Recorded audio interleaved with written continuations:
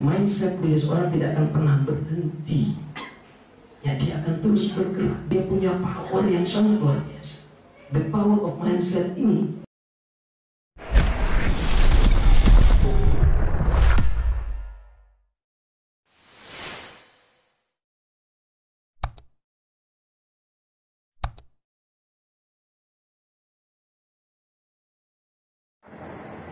Halo teman-teman, kembali lagi di channel Teman Usaha. Channel yang membahas berbagai macam jenis usaha untuk menginspirasi teman-teman yang ada di rumah sana.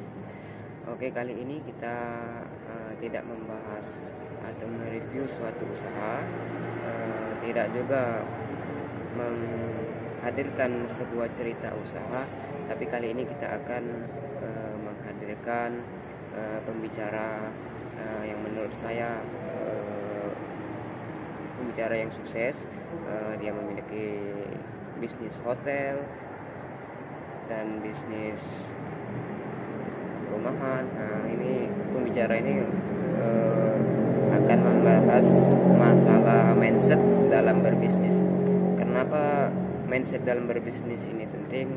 Karena untuk menjalankan suatu bisnis yang besar, suatu bisnis yang kita anggap sukses, itu salah satu tolak ukurnya adalah mindset yang benar. Jadi saya rasa ilmu pembelajaran tentang mindset dalam berbisnis ini juga penting teman-teman. Jadi bagaimana cerita selanjutnya untuk ilmu pembahasan tentang mindset dalam berbisnis, jangan kemana-mana, tetap ikuti channel Teman Usaha. Kita sama-sama belajar teman-teman. Untuk kedepannya kita sama-sama berdoa semoga kita sama-sama sukses, selalu diberikan kesehatan, kekuatan dalam berusaha, motivasi yang selalu tumbuh ke dalam jiwa kita, terutama untuk teman-teman yang mungkin belum terjun di dunia bisnis. Saya doakan semoga tetap semangat, semoga cepat terlaksana impian-impiannya, karena semua yang kita impikan itu kalau tidak diawali dengan langkah percuma teman-teman. Buat teman-teman di rumah, jangan lupa dukung terus channel ini dengan cara subscribe, like dan komen, serta share ke teman-teman yang lainnya supaya channel ini bisa berkembang. Terima kasih teman-teman. Teman Usaha pasti bos.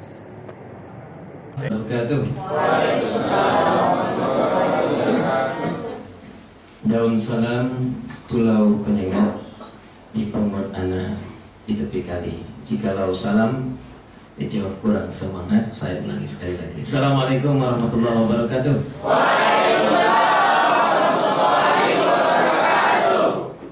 Apa kabar Bapak Ibu semua? Alhamdulillah, luar biasa. Allahu Akbar. Baru 70% kayaknya. Jangan disisakan 30%-nya. Apa dipinjamin mic kali ya? Iya, kayaknya semangat. Jadi kalau jawabnya kalau bisa dengan gerakan, ya. Karena bisnis itu tanpa action itu hanya menjadi teori ya. Jadi bagi yang nanti jawab salam, saya ajak sama-sama bergerak. Jadi kalau bilang apa kabar, kawan-kawan semua gitu ya, mungkin lebih enak ya. Atau saudagar-saudagar semua, setuju ya kita panggil saudagar semua ya. Maka jawabnya adalah alhamdulillah, tangannya begini. Luar biasa begini. Allahu Akbar, kita angkat tangan dua-dua ya. Bisa ya, kita coba biar agak semangat ya. Apa kabar saudagar semua? Alhamdulillah, luar biasa. Allahu Akbar. Sekali lagi, lebih powerful dan lebih bersemangat. Apa kabar saudagar semua? Alhamdulillah, luar biasa. Allahu Akbar. Alhamdulillah, kita bersyukur kepada Allah Azza wa Jalla. Salawat dan salam kepada baginda Rasulullah SAW. Allahumma shalli ala Muhammadin wa ala ali Muhammad. Assalamualaikum ya Rasulullah. Pada kesempatan pagi hari ini saya merasa sangat berbahagia sekali bertemu dengan orang-orang hebat, orang-orang pilihan. Para saudagar insyaallah akan menjadi pengusaha kita semua, amin. Amin. Yang akan menjadi Abdurrahman bin Auf, ya, yang menjadi konglomerat muslim, amin. yang akan membantu dakwah Islam untuk perjuangan umat. Amin.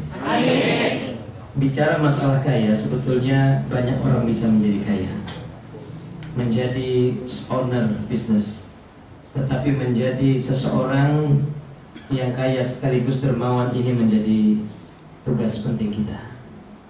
Dan saya selalu kalau diminta untuk acara seperti ini, saya ingin mengajak kepada para pengusaha itu bukan sekedar kaya tapi dermawan. Bukan sekedar dia kaya tapi punya semangat berbagi. Dan salah satu hadirnya saya dalam kesempatan ini ingin berbagi sebetulnya. Berbagi pengalaman, berbagi tentang kekuatan mindset. Jadi kalau kita memahami kekuatan mindset ini, kita akan paham kenapa kemudian Jazirah Arab itu bisa berubah, ya, menjadi satu generasi yang dikatakan Allah Subhanahu wa Ta'ala sebagai khairul ummah. Allah Subhanahu wa Ta'ala mengawali dengan mengatakan walladzi ba'atsa fil ummiyina rasulan minhum yatlu 'alaihim ayatihi wa yuzakkihim wa yu'allimuhumul kitaba wal hikmah. Jadi ada kekuatan mindset yang luar biasa yang merubah generasi yang pada saat itu bisa dikatakan sangat tertinggal dari peradaban. Bahkan mereka adalah ummi. Ummi itu artinya generasi yang buta huruf. Jadi masyarakat Jazirah Arab ini unik, sering dikunjungi oleh berbagai negara untuk perdagangan, bisnis yang begitu luar biasa, tetapi masyarakatnya buta huruf. Tapi generasi buta huruf ini kemudian berubah menjadi generasi yang terbaik dengan datangnya al-Islam, datangnya seorang nabi dan rasul yang sangat luar biasa. Laqad ja'akum rasulun min anfusikum azizun 'alaihi ma haristum bil mu'minina raufur rahim. Datang seorang pemimpin, seorang pengusaha, sekaligus juga seorang nabi dan rasul yang memiliki 3 kriteria. Yang pertama adalah dia mampu berempati tentang kondisi umat ketika itu. Yang kedua, dia mampu memberikan solusi kepada umat. Dan yang ketiga, mempunyai raufur rahim, kasih sayang yang sangat luar biasa, sangat mencintai umatnya. Hingga di akhir kehidupannya dia mengatakan ummati, ummati, ummati. Kita disebut oleh baginda Rasulullah SAW. Oleh karena itu pernah satu ketika para sahabat itu bertanya tentang siapa sebetulnya yang paling dekat kepadamu ya Rasulullah. Siapa yang disebut dengan saudaramu itu ya? Karena Rasulullah sering kali menceritakan tentang saudaranya di akhir zaman. Bukankah kami ini saudaramu ya Rasulullah? Bukan. Kalian semua adalah sahabat. Saudaraku adalah orang-orang yang tidak bertumbuh denganku, tetapi mereka mencintaiku dan senantiasa berselawat padaku. Oleh karena itu, dalam kesempatan ini saya ingin mengajak kita semua untuk menteladani Rasulullah. Bagaimana kemudian kekuatan mindset itu mampu merubah satu generasi. Hari ini kita akan berbicara tentang mindset bisnis owner. Ya, saya ingin tanya dulu siapa yang sudah punya bisnis, angkat tangan dulu. Nah, siapa yang baru mau memulai bisnis, angkat tangan. Ya, ya ini kita lihat, alhamdulillah 70%-nya sudah punya bisnis. Jadi dialognya akan berbeda nanti ya. 30%-nya baru akan memulai bisnis. Walaupun mungkin ada yang mengatakan ya baru memulai bisnis walaupun bisnis sudah cukup besar, ada yang begitu. Baik, dalam kesempatan ini saya akan memulai dengan satu contoh yang sangat sederhana tentang kekuatan mindset. Jadi sebetulnya kalau mindset ini, saya ingat Dr. Renal Kasali di tahun 99 kalau nggak salah saya mengikuti seminar bersama beliau. Dia mengatakan entrepreneurship is a mindset. Dia menyimpulkan tentang apa itu entrepreneur atau entrepreneurship. Dia mengatakan kesimpulannya satu kalimat, yaitu mindset. Ya, saya saat itu tertarik dengan satu kalimat yang sederhana ini dan akhirnya memahami kekuatan mindset itu sangat luar biasa. Saya ambil contoh sederhana. Ada yang tahu robot? Kalau yang menjadi polisi itu apa namanya? Robocop. Menjadi petarung itu namanya Iron Man. Menjadi mobil Transformer. Ada yang menjadi pelayan. Di mana? Di Korea, di Jepang. Jadi pelayan itu robot, membersihkan rumah, mencuci piring segala macam. Sekarang robot pintar ya, sangat luar biasa. Pertanyaan saya, apa yang menyebabkan robot bisa menjadi polisi? Apa yang menyebabkan robot bisa menjadi pejuang atau petarung atau menjadi apa saja dan termasuk menjadi pelayan? Ada yang bisa jawab? Ya. Prosesornya. Yang lain? Lebih spesifik. Apa kira-kira yang menyebabkan dia kemudian menjadi seperti itu? Ini penting sekali. Pertanyaan yang sangat mendasar. Iya, mindset itu untuk manusia, untuk robot bisa jadi. Kesimpulannya ke sana. Pemrogramannya, ya betul. Yang lain, yang lebih spesifik lagi, microchipnya, sistemnya, betul. Semuanya sebenarnya sama. Tapi intinya adalah sesuatu yang dimasukkan ke dalam robot di program jadi apa? Itu dia kata kuncinya. Kita hari ini diprogram jadi apa? Kalau sejak kecil kita dibilang orang tua kita, nah sekolah tinggi nanti lepas itu lamar jadi PNS ya, nah. Jadi PNS nggak kira-kira? 20 tahun gitu kan, dibilangin begitu. Jadi. Tapi kalau di ayahnya pedagang, hari-hari di pasar ketemu itu, mindsetnya juga terbentuk. Pulang sekolah dia udah pegang kasir, pegang cash register, dia lihat hari-hari itu permainannya dari sejak kecil. Sudah besar nanti dia pasti akan berpikir dan masuk ke dalam bahasa. Jadi mindset ini sangat penting sekali. Kalau kita tidak pernah berpikir tentang sesuatu, tidak akan pernah jadi. Kenapa? Lihat kalau orang bangun rumah, awalnya dari mana mulainya? Dari dia membayangkan dulu seperti apa rumah itu jadinya nanti. Sudah ada bayangan dari dia, iya kan? Nanti kita akan cerita tentang ini. Jadi oleh karena itu hari ini saya ingin mengatakan kita hari ini menjadi seperti apa tergantung kekuatan pikiran kita. Ya, kalau orang Malaysia bilangnya kekuatan minda. Kita menyebutnya the power of mindset. Ya. Jadi mindset seorang business owner itu sangat jauh berbeda dengan mindsetnya seorang employee. Ya.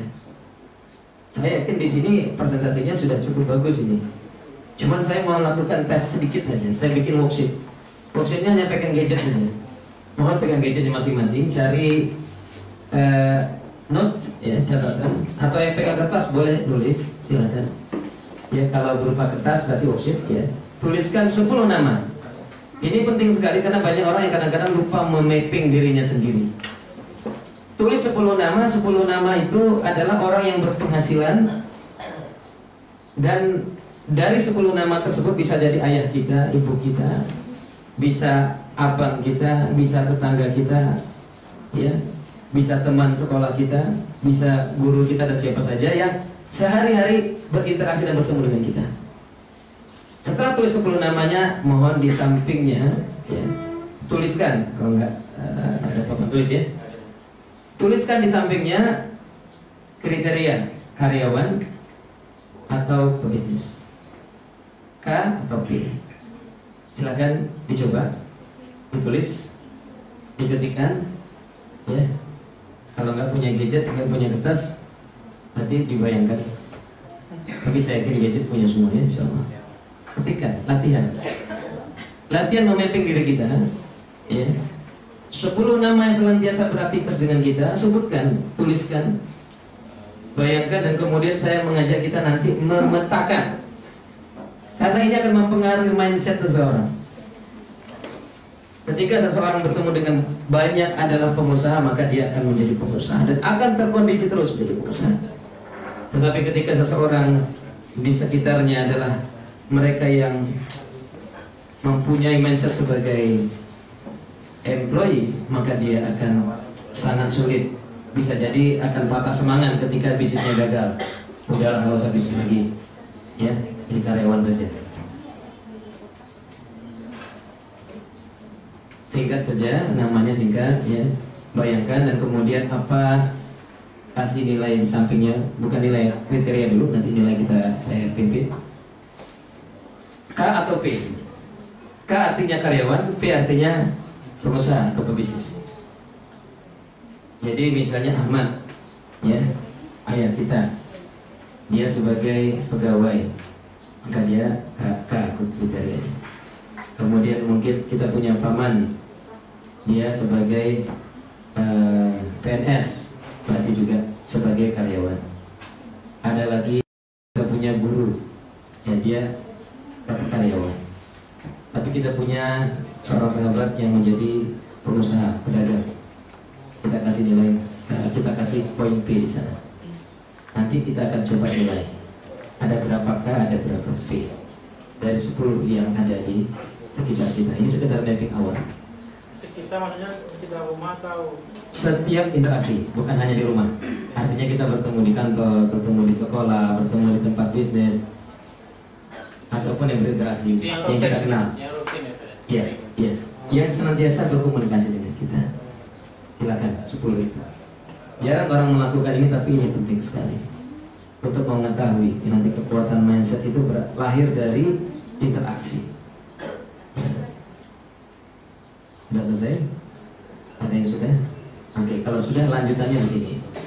Kasih 1 poin nilainya untuk yang nilainya P, yang P, kategori P itu kita kasih poin 10 karena ini adalah worksheet untuk bisnis, untuk business owner, maka kasih poin 10 kalau dia pebisnis. Bagaimana kalau seandainya ada dia adalah karyawan tapi juga pengusaha? Kita kasih 5 nilainya. Setengah-setengah berarti ya, 50-50. Tetapi untuk yang hanya karyawan saja kasih 0. 0. Ya. Dia hanya karyawan, tidak punya penghasilan kecuali dari slip gaji. Berarti kita kasih nilai 0. Tapi kalau dia karyawan sekaligus dia punya usaha, kita kasih nilai 5 karena dia baru setengah kemampuannya untuk menjadi business owner. Tapi kalau dia memang pengusaha full, maka kasih nilai 10. Nah, sekarang nilaikan, kasih nilainya, kasih poinnya, totalkan. Saya mau cek nanti, adakah yang nilainya 100? Atau adakah nilainya 0? Atau ada yang nilainya 50-50, 50? Atau di antaranya? Nah, kita coba tes. Ya. Sudah dikasih nilai, dikasih poin. Oke. Sederhana sebetulnya, nanti untuk penilaian dan kita akan lihat. Baik, kita mulai dari angka 100 dulu. Siapa yang angkanya 100 nilainya dari lingkungan di sekitarnya itu ternyata seluruhnya pengusaha dan seluruhnya nilainya? Nah, kayaknya belum ada. Kalau ada ini, saya mau belajar dari beliau. Karena kita kayaknya masih bertemu dengan karyawan kan, masih bertemu dengan mereka yang mentalnya adalah kojo di rumah. Mentalnya adalah menunggu slip gaji. Nah, sekarang kita sedang belajar mindset owner. Jadi owner itu mindsetnya perlu berinteraksi dengan owner lagi tentunya. Ini akan kita coba bahas. Yang nilainya 95 ada? 90? Masya Allah, luar biasa. 90. Satu orang.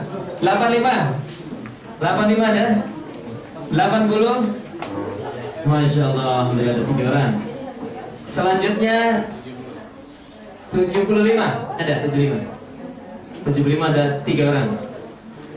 Kemudian 70. Iya. Ini yang kita bikin ini, yang interaksi sama kita sehari-hari, yang kita ingat itu yang pengusahanya aja, atau yang karyawan aja. Yang lebih intensif. Kita belajar mindset, berarti ya silakan. Kalau memang bisa menunjukkan 10-nya silakan. Tapi yang harus kita jujur bahwa mereka yang berinteraksi dengan kita sering. Jadi diutamakan yang sering. Bukan kita pilih-pilih gitu. Ya enggak. Kita sering bertemu dengan ada juga kan yang karyawan atau tuliskan juga. Ya. Ini sebenarnya melatih kita untuk melihat sebenarnya kita berada di mana. Tidak ada masalah sebetulnya. Nanti tugas kita adalah mempengaruhi mereka itu untuk kemudian juga menjadi punya mindset visioner, itu dia tugas kita. Ya, kalau mayoritas kan bisa mempengaruhi kan, itu masalahnya. Nah, jadi kita agar mayoritas sering-seringlah bertemu, meet up, sering seperti sekarang ini. Sering kita kopi darat, sering kita hadir dalam forum-forum bisnis begitu. Nah, ini akan mempengaruhi kita. Sebab kalau saya ingat dahulu saya punya sahabat ya, yang subhanallah dia baru saja hijrah Jadi dia pakai jilbab baru pertama tahun 90 berapa tuh ya? 93 94 ya. 93 94 ya. Teman-teman kuliah saya itu mungkin yang berjilbab jarang sekali saat itu. Jadi ketika dia mulai berjilbab dan berhijab, saat itu tiba-tiba baru sekitar seminggu saya lihat dia udah lepas kembali jilbabnya. Karena setelah dia berhijab, teman-temannya masih teman-teman yang lama. Akhirnya ya dia kembali lagi seperti teman-temannya. Maka kalau kita ingin menjadi pengusaha perlu mencari lingkungan. Baik, kita lanjut. Yang 70 tadi berapa orang tadi? Oke, lanjut sekarang yang 65. Baik, ada 3 juga. Kemudian yang 60. Baik, alhamdulillah. Ada 3 juga. Yang 55. Baik, yang 50, 50-50. Ya, 1 orang. Yang 45 ada? Nah, ini kita mau lihat nih, 45 jujur gak apa-apa. 40. Ada 2. Baik, lanjut. 35. Yang nilainya 35. Ya, ada 1. 30. 25. Yang baru datang belum bisa ngikutin ya. Yang 20. Yang 15. Ya, ada 1. Yang 10. Ada 1. Yang 5. Yang 0. Jujur 0 ada. Seluruhnya karyawan. Nah, ini begini maksud saya ya. Masalah mindset ini penting sekali karena kalau sehari-hari kita bertemu dengan mereka dan kosakatanya beda. Kosakata karyawan dengan kosakata pengusaha itu beda yang keluar. Coba ada yang bisa bantu saya nggak? Kira-kira apa ya kalimat contoh kosakata karyawan dengan pengusaha? Belum gajian, nah itu kalimatnya. Ini kok tanggal segini kok belum gajian ya? Itu kalimatnya gitu. Kalau pengusaha kira-kira apa? Waduh, saya belum gaji karyawan saya nih ya. Beda kan? Beda ya? Beda, oke. Yang lain ada nggak kasih contoh? Kira-kira apa beda kosakatanya? Nggak, kita coba. Nanti kita ngerti nih. Sebetulnya walaupun nggak nanya orang, nanti kita udah tahu status dia dengan kosakata yang keluar dari kalimatnya. Kita tahu dia ini business owner atau dia employee. Mentalnya. Karena begini, ada orang yang dia sebenarnya sudah punya bisnis, tapi mentalnya masih mental employee, nanti kita lihat. Ada, karena kekuatan mindsetnya masih kurang. Dia punya usaha, tapi mentalnya masih mental karyawan. Contohnya apa? Nggak pernah mampu memberikan delegation of authority kepada orang lain. Pernah tahu nggak Toko Aziz di Jalan Nangka? Pak Aziz dan Pak Ibu Aziz itu selalu nongkrong di situ. Kalau nggak Pak Aziz yang di kasir, Ibu Aziz. Dari saya sejak SD, SMP sampai sekarang ada. Pertanyaannya, kenapa begitu? Kalau dia liburan, dia mending tutup tokonya karena nggak percaya sama. Kira-kira bisa besar atau buka cabang nggak kira-kira dia? Bisa sampai banyak nggak? Nggak bisa. Nah ini karena mindsetnya disebut dengan self employed nanti. Saya akan jelaskan nanti dengan cash flow kuadran nanti sebelum kita masuk ke sana. Saya hanya baru membagi kuadran kanan dan kiri, nanti kita belum bagi. Ada orang yang punya usaha sebenarnya mentalnya mati self employed. Jadi dia masih menjadikan dirinya sebagai pegawai. Dirinya menjadi karyawannya sendiri. Dan dia tidak pernah percaya sama orang lain kecuali dirinya sendiri. Nah ini berbahaya. Nanti saya bicara nanti tentang mindset business owner. Karena business owner-nya akan membangun sistem dan dia bisnisnya ditinggal sekian lama tetap jalan dan semakin maju. Itu adalah karena dia punya mindset. Dan nanti turunannya adalah membangun sistem. Jadi sebenarnya ini baru tahap awal ya. Nanti kalau bicara membangun sistem ada lagi strateginya, membuat accountingnya, memisahkan tentang pencatatan dan pembukuannya. Walaupun tidak menggunakan teknologi yang canggih, tapi kita sudah ngerti caranya. Orang yang catat dengan orang bikin laporan harus beda gitu ya. Sehingga nanti bisa meng-cross checknya, sehingga kejujurannya bisa kita tahu dari karyawan kita. Baik, ada lagi yang bisa menyampaikan tadi belum gajian ya kita, belum ngasih gaji karyawan, itu contoh. Ada contoh yang lain. Apa kosakata? Ya, silakan. Berapa ya omset bulan ini? Wah, itu bahasa siapa tuh? Pengusaha ya. Nah, bicara omset ya. Itu ya kalau untuk pengusaha. Jadi kalimat yang keluar dari seorang pengusaha sangat jauh berbeda dengan karyawan. Kalau karyawan apa? Gojo tok gojo.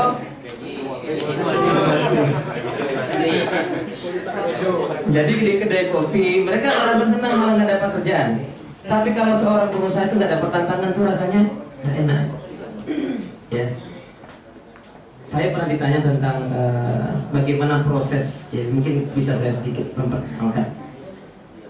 Jadi saya di usia SD telah membaca satu buku ya, kelas 6. Bukunya itu The Magic of Thinking Big, ya. Buku berpikir dan berjiwa besar. Buku ini sangat mempengaruhi saya karena sejak kelas 6 itu saya lobby orang tua saya untuk tamat SD saya akan merantau. Kemudian saya menemukan buku yang kedua, yaitu Ihya Ulumuddin karangan Imam Al-Ghazali. Apa kata beliau? Tidaklah seseorang mencapai puncak dalam menuntut ilmu kecuali dia menuntut ilmu dalam keadaan serba sulit dan dalam perantauan. Semakin kuat saya bilang saya ingin merantau. Orang tua bilang kamu masih kecil nak. Rasa saya sudah besar saya juga. Akhirnya SMP kelas 2 baru dapat izin orang tua untuk berangkat. Dan semasa SMP saya merintis bisnis rental kuliah Islami Al-Inqilab, ya. Karena saya waktu itu mengikuti beberapa pengajian tentang bagaimana sahabat diubah oleh Rasulullah menjadi umat yang terbaik itu dengan proses Al-Inqilab. Artinya hatinya berubah, yang jahiliyah menjadi Islam gitu. Maka saya membuat rental kuliah Islami yang dulu kasetnya itu Betamax itu ya, yang generasi dulu yang gede itu masuk. Dan kita keliling-keliling sekolah-sekolah untuk memutar film dengan bahasa Arab asli, terus membawa seorang ustadz yang menjadi penerjemahnya gitu. Itu biasanya begitu kan ya. Kemudian SMA saya merintis bisnis yang namanya N37. Ada yang tahu Cala di 59 di Bandung? Nah, jadi saat itu kita semangat ingin mengalahkan Cala di 59. Ada Dagadu di Jogja ya, ada Joger di Bali, ada C59 di Bandung. Nah, ini menarik. Ya. Jadi saat itu kami membuat namanya N37.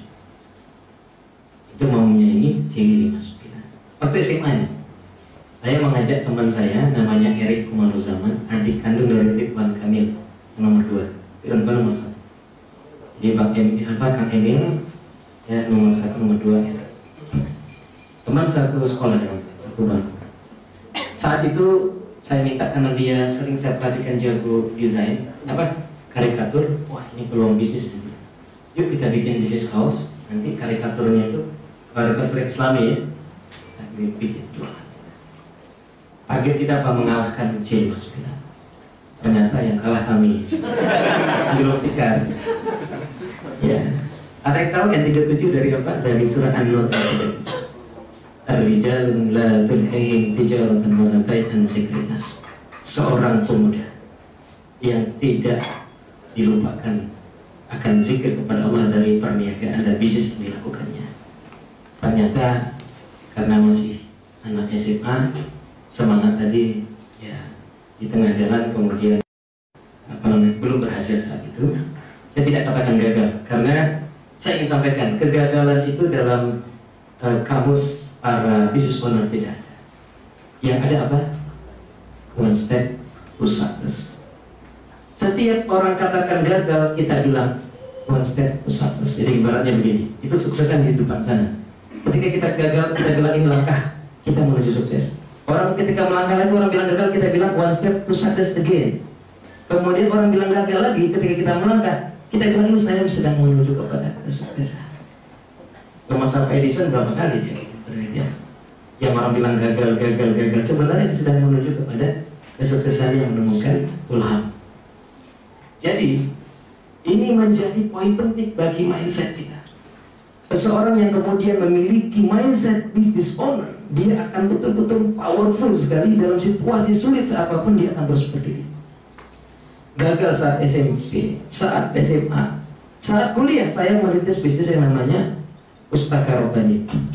Waktu itu ada seorang pengusaha namanya Abu Syahid, nama lengkapnya Amri Gunawan, tapi panggilannya Abu Syahid karena anaknya bernama Syahid. Waktu itu mengalami kerugian. Bisnis Pustaka Robbaninya belum tingkat kena banyak hutang. Saya membeli bisnisnya untuk membayar hutangnya saat itu, dan dari uang yang saya berikan akhirnya dia membeli mesin jahit dan dia memulai menjahit istrinya. Dan sekarang itulah Robbani yang kita tahu. Ya, jadi Robbani itu saya tahu waktu itu di tempat kos-kosan tempat dia tinggal ya, di depan Unpad itu, tempat diukur di dalam. Jadi saya saat itu ingin membantu. Jadi Pustaka Robani awal namanya. Tapi ketika dia merintis menjadi Robani, sekarang sudah ratusan outlet saya Indonesia, ya, 100 orang lebih. Ini adalah satu proses. Saya ingin mengatakan, mindset bisnis orang tidak akan pernah berhenti. Ya, dia akan terus bergerak. Dia punya power yang sangat luar biasa. The power of mindset ini tidak akan bisa menghentikan. Sebagaimana ya seorang nabi dan rasul ya, yang berjuang untuk membawa risalah dakwah. Maka saya hari ini ingin mengatakan, kita hari ini adalah orang-orang yang akan membawa spirit of entrepreneurship, karena solusi bangsa kita hari ini sesungguhnya ada di sini. Karena begitu banyak orang mencari kerja, kenapa banyak pengangguran? Karena semua mencari pekerjaan. Kalau tidak ada mindset of business owner, ini tidak akan pernah terwujud bisnis-bisnis baru. Di Turki hari ini, saya kemarin pada saat berkunjung ke sana tahun 2014 bersama 19 delegasi dari provinsi Riau, dari Forbes Riau. Kita berangkat ke sana, sampai di Turki kita bertemu dengan pengusaha yang sudah luar biasa. Jadi lucunya tidak ada hari kecuali kita ditraktir oleh pengusaha sana. Jadi makan siang dan makan malam itu udah ngantri tuh. Sampai ada yang agak ribut di antara mereka karena nggak kebagian jatah menaktir kita selama lebih kurang 13 hari di sana. Jadi ada yang nunggu gitu kan, nggak kebagian. Dan itu pengusaha-pengusaha kelas yang cukup besar di Turki. Jadi kita lihat subhanallah, mereka, jadi kalau saya lihat jadi itu masalah attitude ya. Attitude mereka luar biasa. Jadi bukan kliennya yang ngambil makan untuk kita, ownernya. Jadi ownernya itu yang nyedokin makanan itu, sepertinya itu adalah, saya lihat bukan satu orang, tapi di berbagai tempat. Begitulah mereka menghargai tamu itu. Sangat luar biasa, kita sangat terkesima.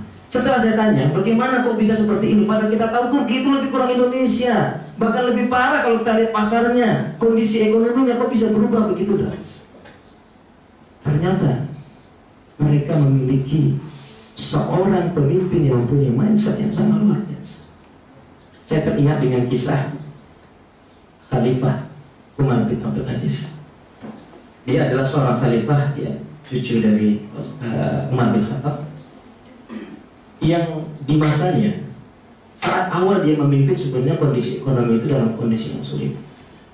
Tetapi yang sangat menarik, setelah 2,5 tahun dia memerintah, apa yang terjadi? Tak ada seorang pun yang mau menerima zakat dari Baitul Mal yang tertumpuk. Dia utus utusan yang sangat luar biasa untuk berkeliling seluruh negara kekuasaannya. Masa Umar itu 13 negara. Masa Umar bin Abdul Aziz itu mungkin sudah lebih banyak lagi, ya, mungkin sudah puluhan negara.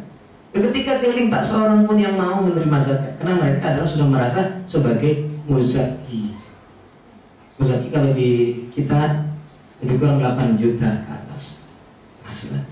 Kalau 8 juta ke bawah itu tidak wajib zakat. Menerima zakat jatuhnya mustahil.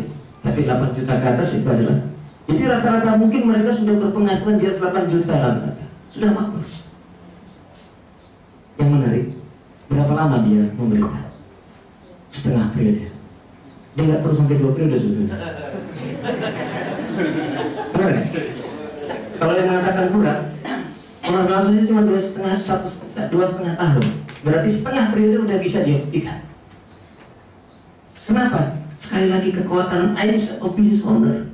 Saya katakan, kenapa seorang pemimpin perlu memiliki ini? Karena tugas pemimpin salah satunya mensejahterakan masyarakat dan rakyatnya.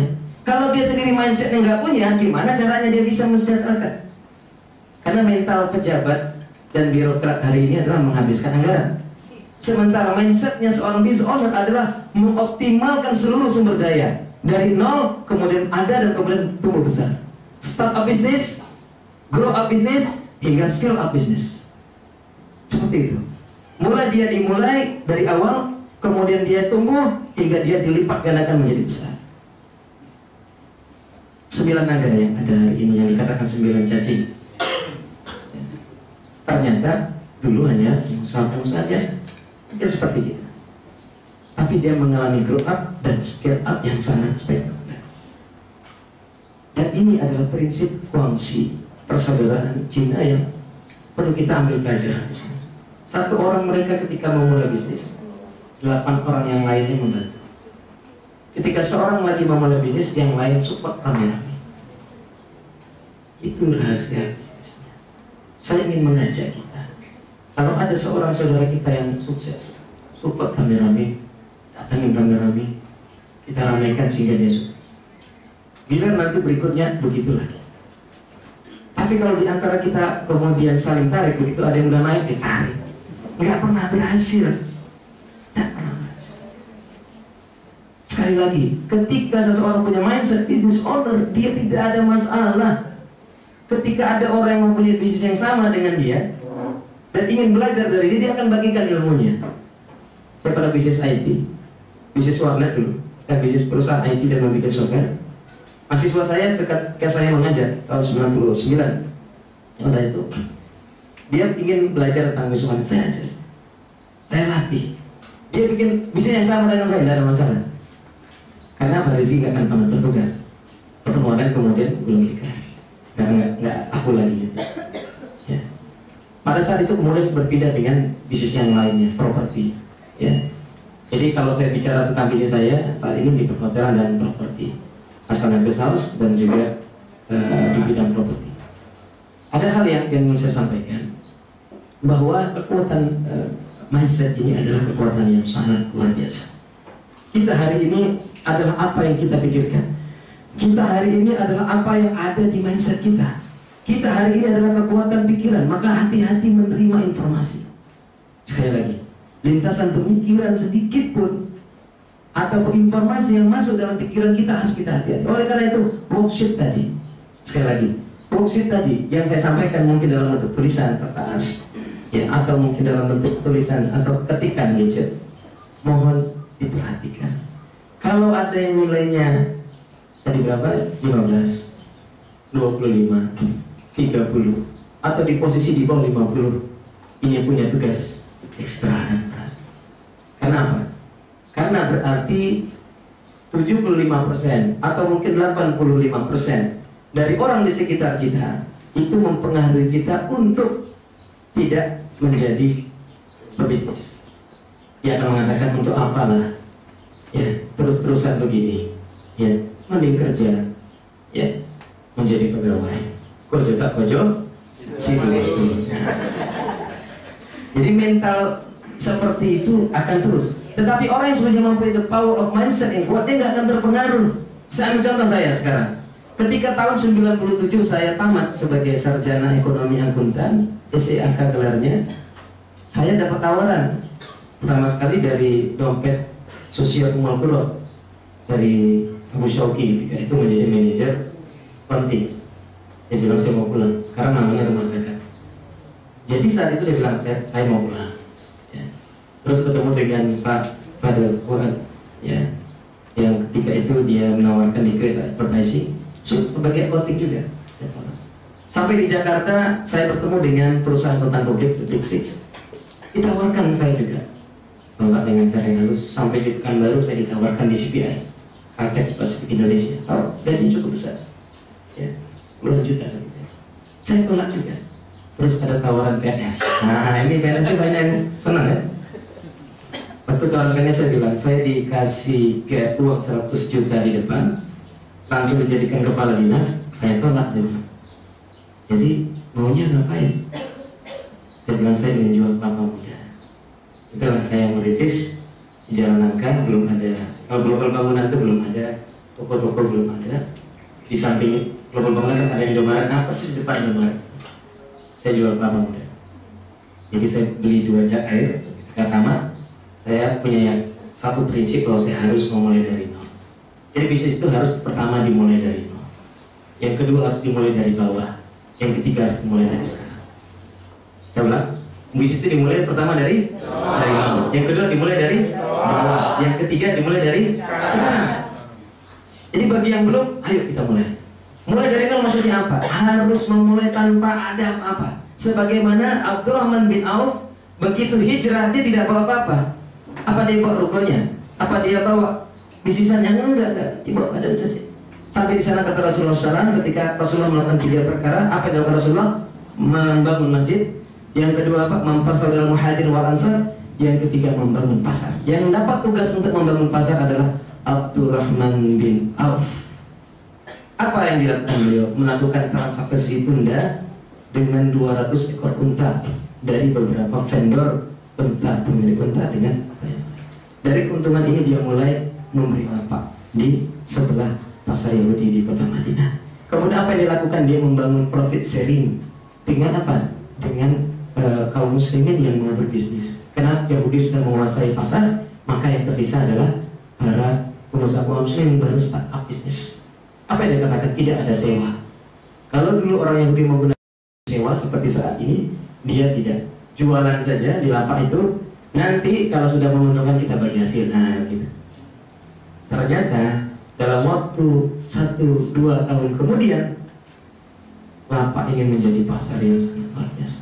Keuntungannya pun sangat besar. Ya, inilah satu proses yang harus kita pahami. Ya.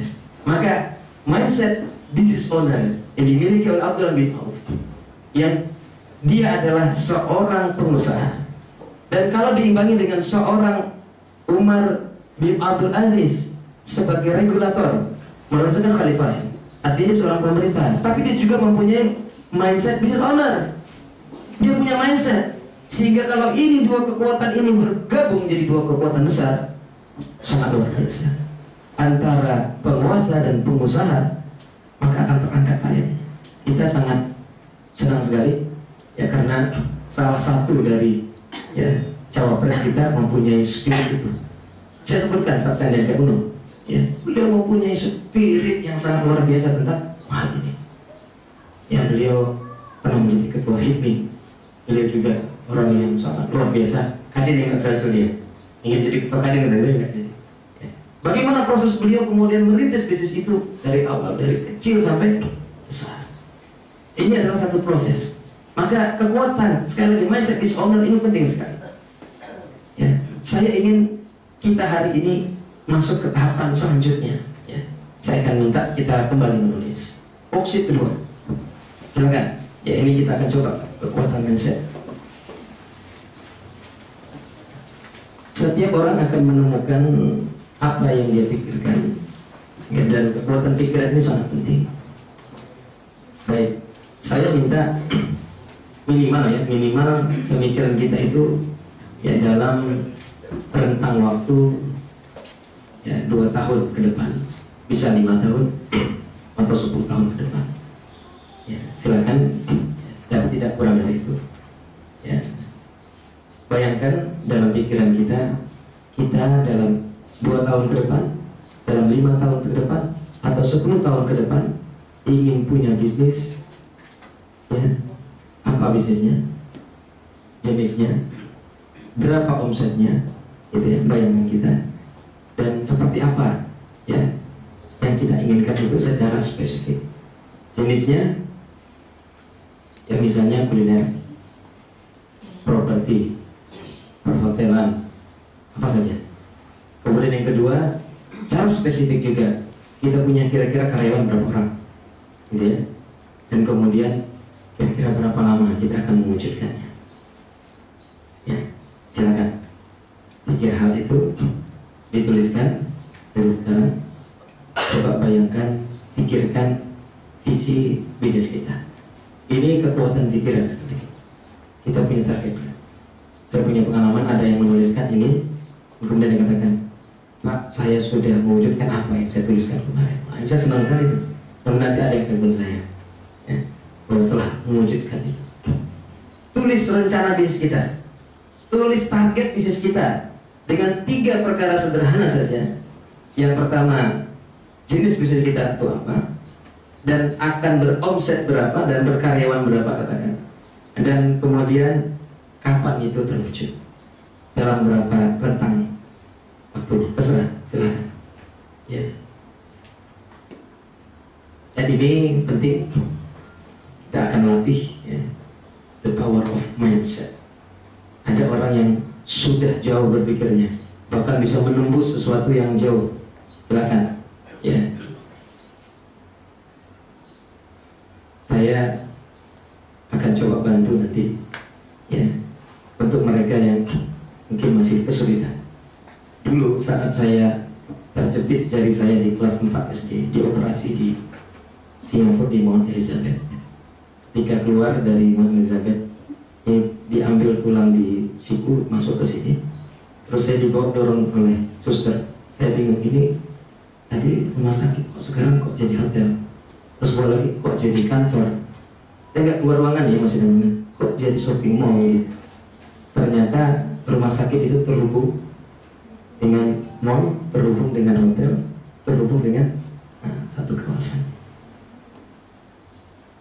Saya saat itu punya mimpi, Allah alam, walaupun belum terwujudnya, tapi saya yakin satu waktu mungkin dengan kerjasama kita, dengan kemampuan sinergisitas kita akan mewujudkan shopping mall yang Islami, yang mana masjid itu dimuliakan, orang mencarinya nggak sulit, di tengah-tengah, dan seluruhnya wajib untuk sholat dulu, untuk kemudian melaksanakan ibadah di sana, seperti yang di Madinah, di Mekah, dan seterusnya.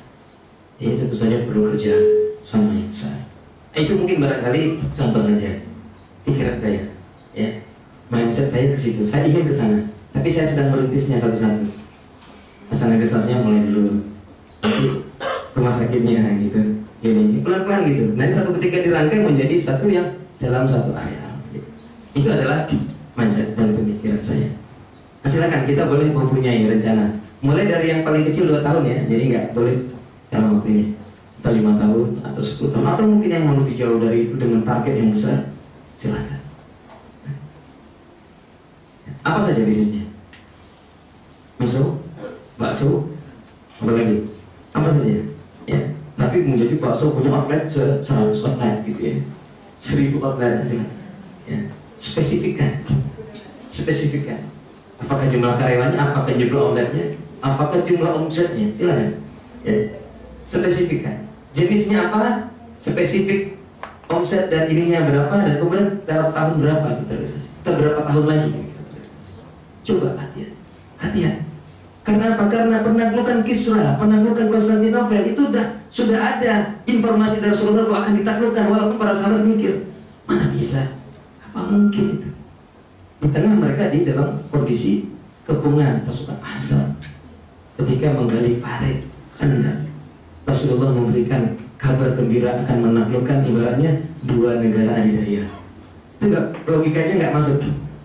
Tapi itulah the power of mindset, kekuatan penaklukan, kekuatan pikiran yang bisa membuat seseorang mempunyai kekuatan yang luar biasa. Sudah selesai? Nah, volunteer. Saya minta Anda yang menjadi relawan untuk maju ke depan, ya. Nanti bisa kita kasih hadiah ya. Silakan, Ibu boleh. Mohon dibantu, ya. Dicoba Bu, mudah-mudahan ini didengar, ya, disaksikan, dan mudah-mudahan terwujud, ya insya Allah. Perkenalkan diri dulu Bu ya. Assalamualaikum warahmatullahi wabarakatuh. Nama saya Melina. Alhamdulillah saya lihat kiri kanan, mungkin saya yang paling tua kayaknya. Berapa usianya Bu? 56. Cuman mungkin semangat yang ingin saya tularkan, mudah-mudahan walaupun saya menganggap tidak ada apa-apa diri saya di hadapan para pengusaha yang hadir hari ini. Seperti yang Bapak sampaikan tadi, saya sudah pernah mencoba itu ingin membuat kedai kecil. Jadi saya disuruh tuliskan gambarnya, bentuknya, dan alhamdulillah tahunnya pun saya buat. Itu insya Allah terjadi. Seperti apa yang ada di gambar sampai dengan keramiknya, modelnya tuh sama seperti itu. Jadi memang luar biasa ini yang ingin saya tularkan kepada. Jadi saat ini saya tempat tinggal di Kulim, dekat penjara yang kabur itu. Kalau dulu orang tidak kenal alamat saya. Yang itu nanya-nanya Bu ya? Iya, setelah kejadian itu orang bisa kenal alamat saya. Kalau dulu tempat Cimbok anak katanya gitu. Saya sehari-harinya ibu rumah tangga tulen dan sedikit punya usaha, yaitu bergerak di komunitas produk halal. Saat ini namanya SNW. Itulah bisnis unggulan saya, walaupun masih merangkak. Masih merangkak. Dan alhamdulillah saya ingin punya cita-cita. Saat ini omset saya tadinya sudah bisa 50, sekarang sudah turun menjadi 10. Saya jujur aja ya Pak ya. Saya ingin punya cita-cita di tahun 2021 omset saya menjadi 100 juta. Itu mimpi saya. Amin. Jadi selanjutnya saya punya usaha laundry yang memberikan usaha laundry itu bukan punya saya, mengkaryakan ibu-ibu PKK. Dan alhamdulillah saat ini sudah punya karyawan 2, punya omset 1 bulannya sekitar 4 juta. Saya inginkan 2 tahun kemudian, saya nanti punya mimpi di tahun 2 tahun kemudian omset saya bisa 10 kali lipat. Mudah-mudahan bisa tercapai, walaupun bukan saya, nanti mungkin saya sudah nggak ada. Mudah-mudahan ada yang meneruskan gitu. Satu lagi, saya punya usaha karena dekat penjara, saya buka fotokopi. Jadi di sebelah ada laundry, sebelahnya, walaupun masih mengumpulkan uang 1.000-2.000 Pak. Jadi mudah-mudahan ini menjadi gambaran tadi yang dibilang kita harus memulai usaha dari nol. Dan saya punya moto, jadilah orang yang bermanfaat untuk orang lain. Terima kasih dari saya. Mohon doanya, mudah-mudahan semua kita akan jadi pengusaha sukses. Amin. Allahu Akbar. Allahu Akbar. Assalamualaikum warahmatullahi wabarakatuh. Ibu siapa tadi? Bu Melina. Baik. Subhanallah, Ibu Melina luar biasa ya. Kita doakan semua apa yang dicita-citakan, yang direncanakan terwujud insyaallah. Amin. Baik, dari sisi kiri, sebelah kiri. Alhamdulillah. Silakan. Siapa?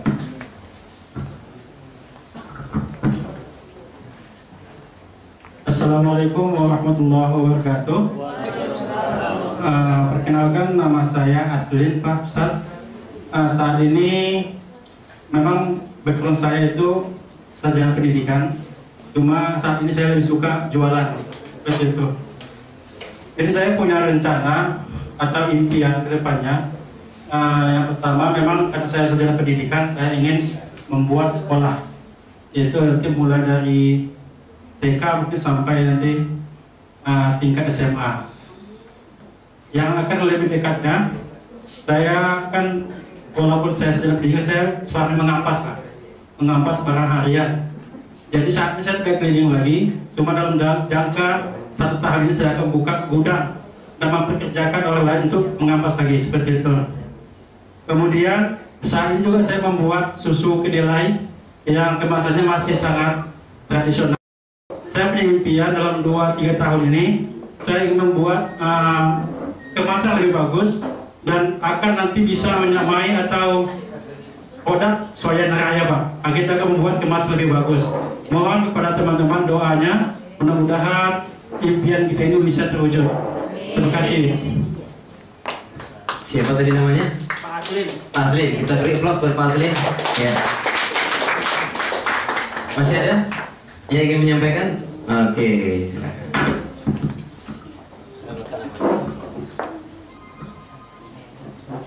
Assalamualaikum warahmatullahi wabarakatuh. Terima kasih atas waktunya. Menarik apa yang Bapak sampaikan tadi. Saya sangat yakin apa yang Bapak sampaikan bahwa planning atau perencanaan itu sangat penting. Ini termasuk dari planning itu gitu Pak.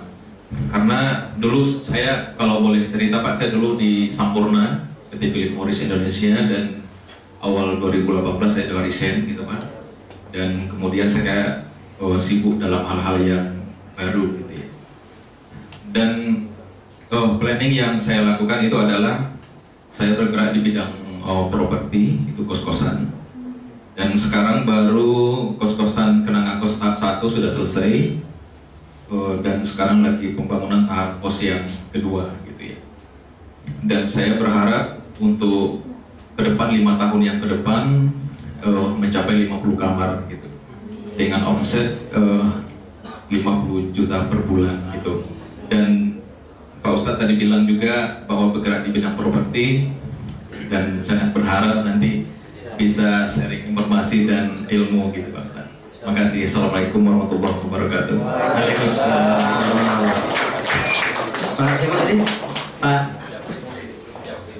Pak Jabrinadi. Baik. Terima kasih ya. Ini luar biasa sekali ya.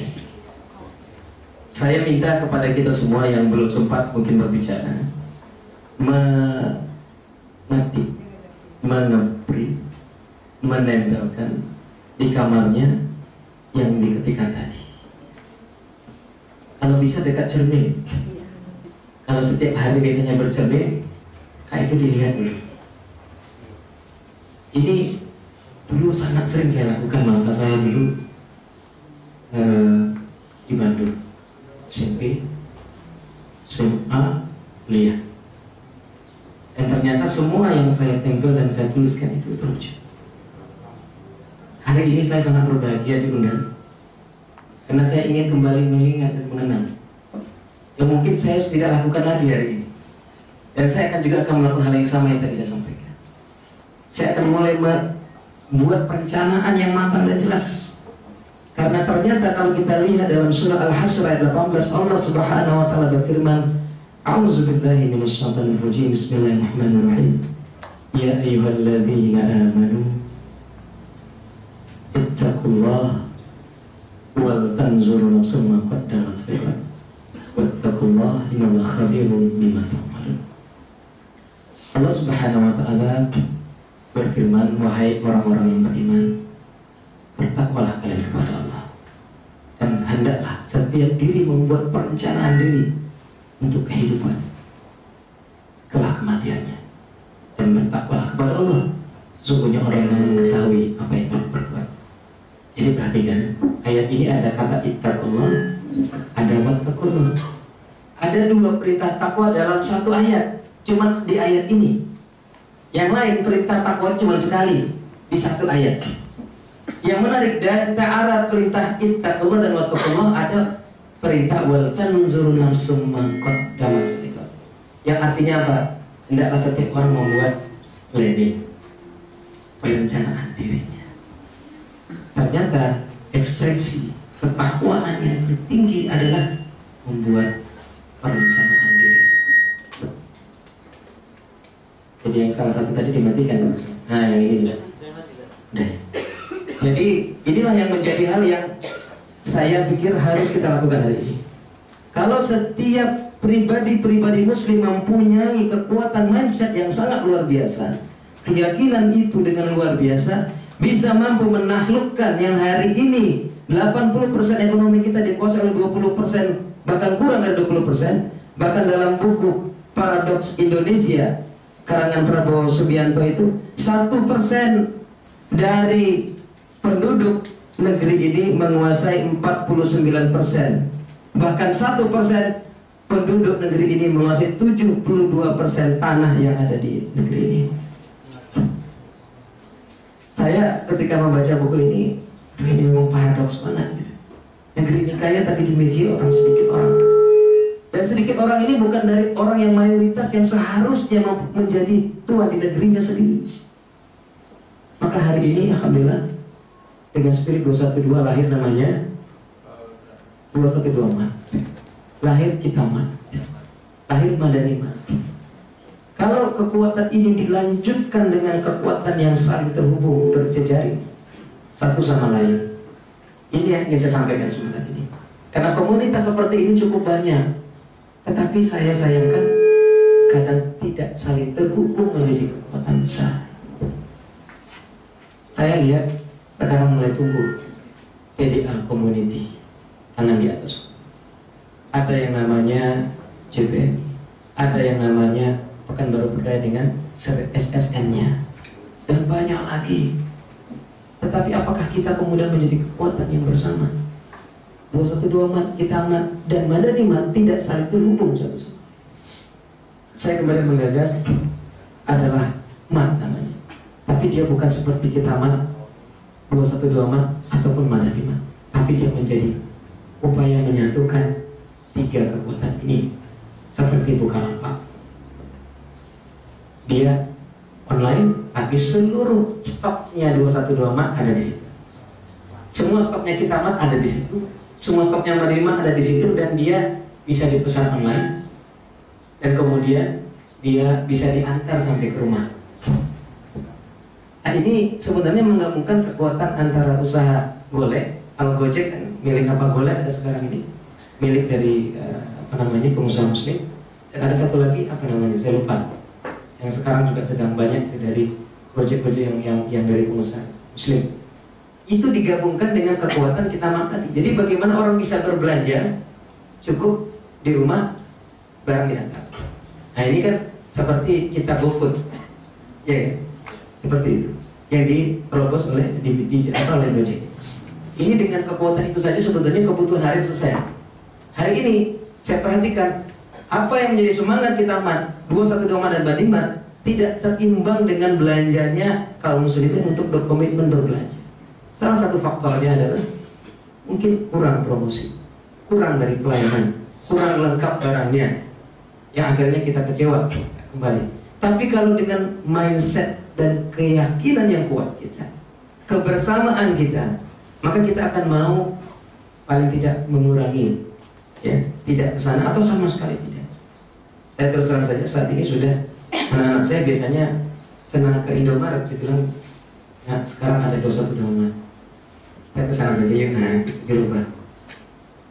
Senang mereka karena convenience, karena yang dijual convenience store, tempat berbelanja yang nyaman, yang ketika datang itu sebenarnya bentuknya teratur semua kan. Jadi kita walaupun di tempat yang manapun Indomaret, kita udah tahu letak barang itu susunannya hampir sama, ya kan, barangnya pun juga standar di situ. Jadi convenience-nya dapat. Kenapa nggak kita coba terobosan? Mungkin bukan di situ, dari sisi berjejaringnya kita. Sekali lagi, mindset business owner itu adalah cara berpikir yang membuat kita semua akan saling terhubung. Karena apa? Karena ketika kita sebagai business owner, pertama kita akan berusaha membangun sistem. Kita akan berusaha untuk membuat bisnis kita itu berjalan tanpa kehadiran kita. Saya sering mengatakan dengan bahasa sederhana begini, mau nggak bisnis jalan, owner bisa jalan-jalan? Mau? Nah, ini langkah selanjutnya nanti setelah ini. Jadi memang setelah itu, saya pernah melatih pelatihan itu, ya. Mohon maaf, saya pelatihan tidak seperti apa nama Islamnya itu. Kan ada beberapa pelatihan yang seminar bisnis, sebenarnya bukan seminar bisnis saya bilang. Itu bisnis seminar, mohon maaf. Jumlahnya 1.000, 2.000, bayar cuma 100.000, tapi kan berapa juta, berarti jadi 400 juta kan? Benar. Kenapa saya bilang demikian? Karena kalau konteksnya itu, saya pernah tanya pematerinya bisnisnya apa, saya bilang. Ternyata pemateri bisnisnya yang seminar itu. Artinya dia sebenarnya motivator. Nah, cuma dibungkus dengan seminar bisnis. Tahu saja kira-kira. Jadi kalau kita ingin belajar dari orang, lihat dulu usahanya ada apa enggak gitu. Sama kayak dosen, saya waktu ngambil Master Business Administration di Malaysia, UKM, saya ingin mengatakan jujur, saya katakan 20% saja yang sebenarnya praktisi, 80%-nya mereka itu bukan berbisnis, walaupun dia ngajar bisnis. Gitu. Karena bagaimana saya tahu ketika saya ajak dialog, dia nggak bisa jawab, karena itu ilmu lapangan. Dia taunya cuma sebagai dosen. Nah ini kalau seorang dosen ngajar bisnis, ya dia cuma literatur doang dibacanya. Dia nggak tahu realitas lapangannya seperti apa. Jadi jangan salah belajar dengan orang yang bisa seminar. Jadi seminar bisnis banyak, hati-hati. Nah ini hati-hati sekali. Akhirnya selalu setelah selesai pulang, balik lagi kembali seperti semula. Bagaimana agar tidak? Ya ini saya sampaikan. Forum Bisnis Rio ini sejak dirilis tahun 2010. Nanti boleh kita berjejaring, ya. Saya ini bawa ini. Nggak tahu juga apa tidak, nanti bisa dibantu. Saya ingin mengajak kita bersama-sama. Jadi Forbes ini berdiri 2010, ya. Alhamdulillah sampai saya ada 11.000 usaha mikro kecil menengah yang kita bina. Waktu itu bersama Bank Indonesia, BSM, cukup intens. Dan terakhir ini saya agak batasi dengan beberapa yang saya bimbing, saya coach, ya. Salah satunya adalah bisnis yang di saat ini Miso Pak Imam di Jalan Paus. Ini menarik karena ini langsung saya yang membidainya dan membimbing dan mengcoachnya. Jadi awalnya Pak Saifullah ya, atau Ustadz Saifullah yang menjadi imam di Masjid RAPP di Pangkalan Kerinci, itu dia keluar dari sana dan kemudian membuat bisnis namanya Yusuf Pak Imam. Tapi setahun kemudian mengalami kesulitan yang berat, di mana dia harus berbelanja sendiri, dia harus ini dan karyawannya banyak yang keluar, dan pokoknya dia agak kewalahan. Dia nggak bisa lagi berdakwah dengan seorang penceramah dan menjadi imam. Suatu ketika saya datang ke satu pelatihan Forbes, pada saat itu pelatihan Forbes ya, saya mengatakan bisnis jalan, owner bisa jalan-jalan. Dia sangat tertarik dengan kalimat itu dan kemudian nagih sama saya, gimana agar itu bisa terwujud pada diri saya, Pak? Boleh, saya bilang. Syaratnya pindah ke Pekanbaru. Saya tantang begitu, saya pikir tidak mungkin dia mau. Seminggu kemudian, ini menarik nih, seminggu kemudian dia betul-betul sudah pindah di Villa Indah Paus dekat Masjid Al-Ikhlas, dan dia ngontrak di situ. Lapor kepada saya sudah pindah sekarang, saya nagih. Jadi Ustaz untuk saya, wah saya bilang benar juga, ini orang serius benar gitu. Nanti boleh datang, boleh lihat langsung dan boleh langsung bertanya kepada beliau. Jadi apa yang terjadi? Ketika itu saya ingin menguji kesabaran dia lagi. Syaratnya saya ingin kita diskusi lebih banyak tentang keislaman dulu. Jadi kita bikin pengajian pekanan ya, dia hadir. Dan padahal dia ustaz sebetulnya, tapi kita diskusi saja. Setiap kan. Setelah beberapa bulan dia lagi, Ustaz, kayaknya belum ada nih materi bisnisnya. Sebelum materi Islam dulu. Ya. Nah, sekian lama boleh saya bilang. Ya, tes dulu kawan-kawan yang satu grup itu, ngetes dulu, bisa nggak, bagus, layak nggak nih gitu kan? Oke, lolos. Ya. Berikutnya ternyata dia perlu modal. Ya, dia ngajak saya sebagai pesaham, artinya sahamnya 50-50, saya saham kosong, pokoknya Ustaz bantu ini nanti kita bagi dua. Jangan. Saya tidak mau hal itu, karena nanti di depan, di belakang nanti kita bisa pecah kongsi. Bisnis milik antum seluruhnya, tapi saya yang akan coba. Berapa perlu dana? Pak Menit cuma minum 5 juta saja. 5 juta, oke, saya berikan 1,5 juta untuk beli styling gerobaknya, kemudian 500 untuk sewa bulanannya. Di samping Paus Malayan yang dekat Bakso Heru, antara Bakso Heru dan Paus Malayan. Ada yang sekarang tempat jual buah sekarang, kecil saja.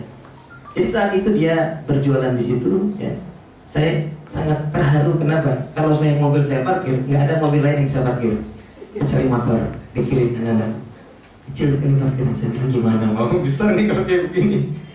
Tapi dalam waktu 3,5 bulan ternyata cukup bagus. Dia sudah bisa mengembalikan 5 juta itu. Saya kaget. Wah, biasanya. Kemudian saya ajak pindah ke tempat depan Hasanah Guest House. Nah, itu lebih luas. Nah, disitulah dimulai bisnisnya berkembang sangat luar biasa.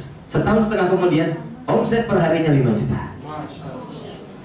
Dan setelah berjalan 3 tahun setengah, kemarin saya tanya berapa omset antum sekarang? Sudah 13 juta per hari.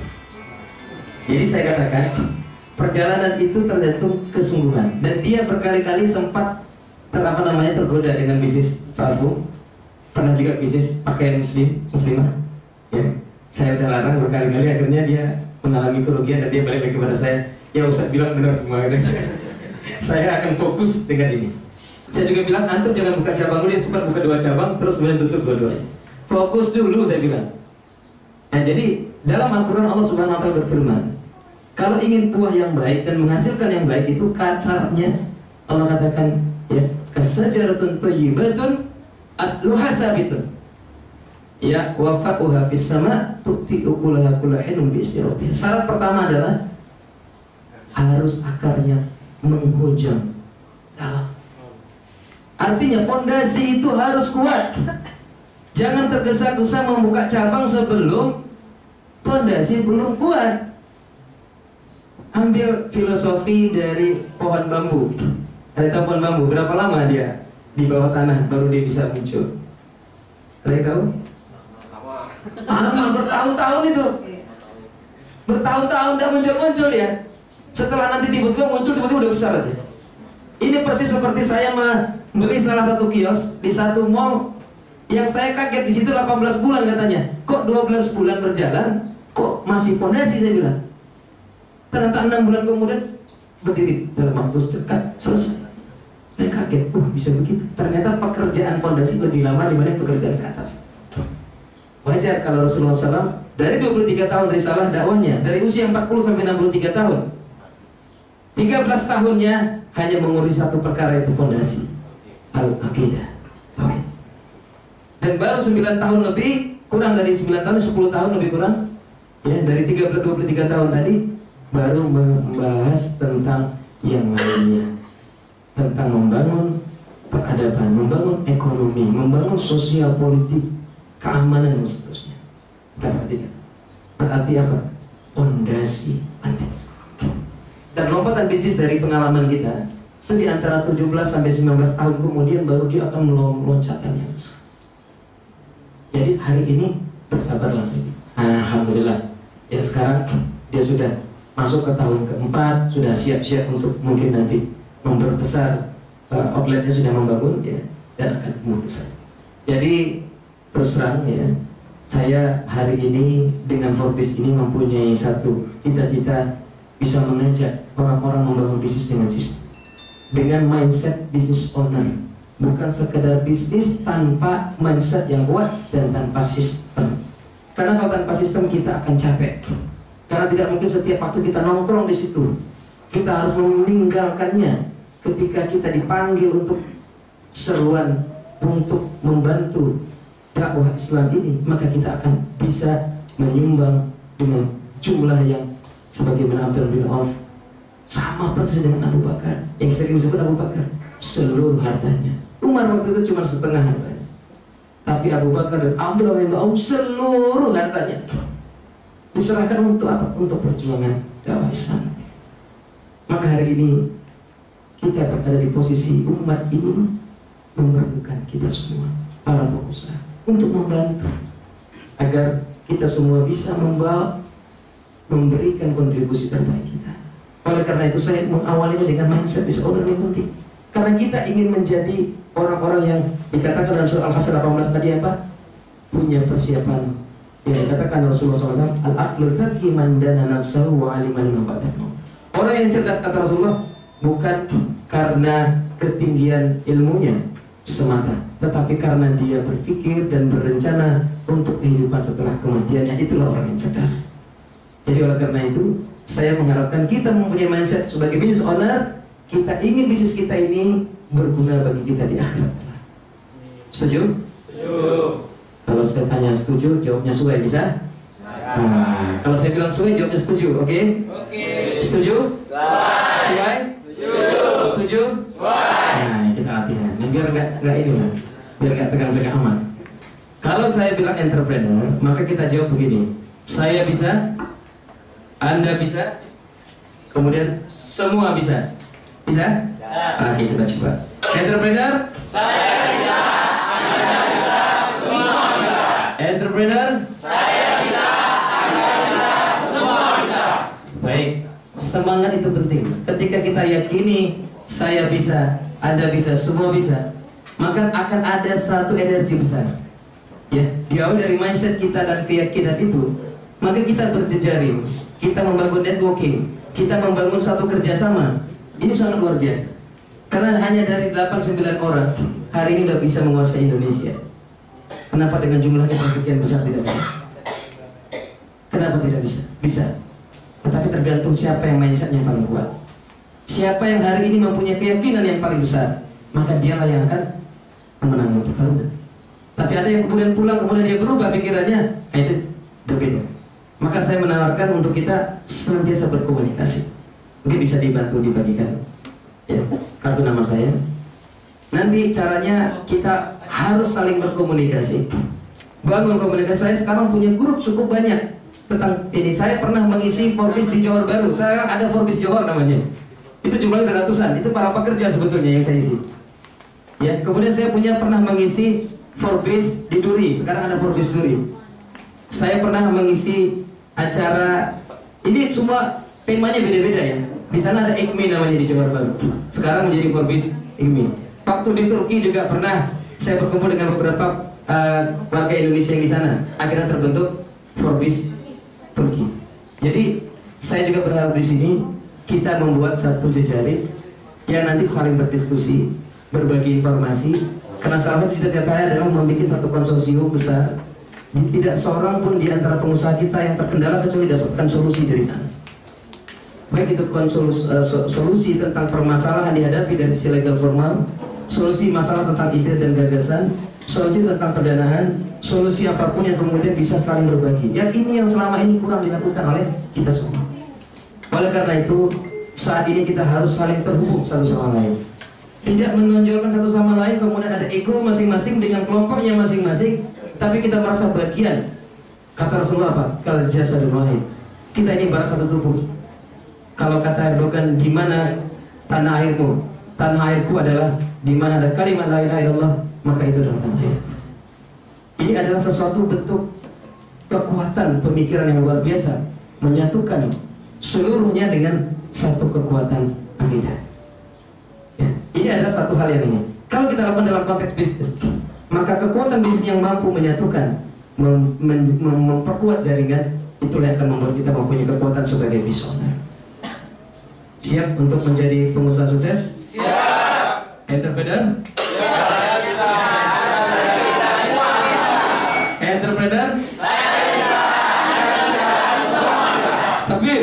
Alhamdulillah. Jadi ini saja barangkali yang saya sampaikan. Mindset. Jadi memang kendala besar kita adalah 10 nama yang kita sebutkan tadi. Kalau 10 tadi nilainya berapa? 60. Sebenarnya cukup kuat itu, masih lumayan. Kalau nilai di bawah 50 akan lebih berat. Berarti 40 saja yang menjadi penghambat. Ya pikirannya, tapi mungkin 40 ini orang-orang yang sangat menentukan barangkali ya.